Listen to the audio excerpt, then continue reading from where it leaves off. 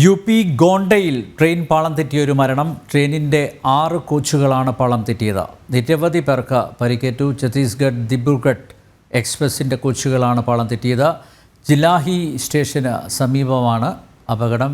ജിഷ്ണു കൃഷ്ണൻ ചേരുന്നു. ജിഷ്ണു, വിശദാംശങ്ങൾ.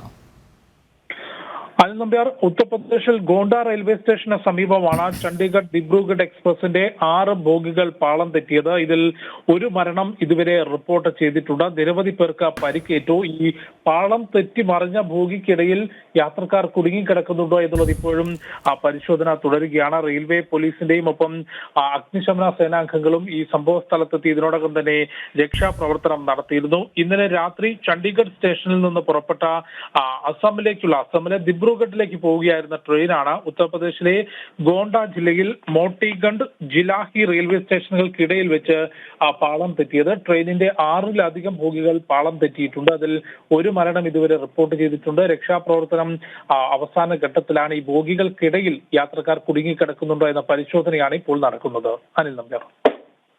UP. ഗോണ്ടയിൽ train പാളം തെറ്റിയൊരു മരണം. ട്രെയിനിൻ്റെ 6 കോച്ചുകളാണ് പാളം തെറ്റിയത്. നിരവധി പേർക്ക് പരിക്കേറ്റു. ഛത്തീസ്ഗഡ് ദിബ്രുഗഡ് എക്സ്പ്രസിൻ്റെ കോച്ചുകളാണ് പാളം തെറ്റിയത്. ജിലാഹി സ്റ്റേഷന് സമീപമായിരുന്നു അപകടം. ജിഷ്ണു കൃഷ്ണനാണ് വിവരങ്ങൾ നൽകിയത്.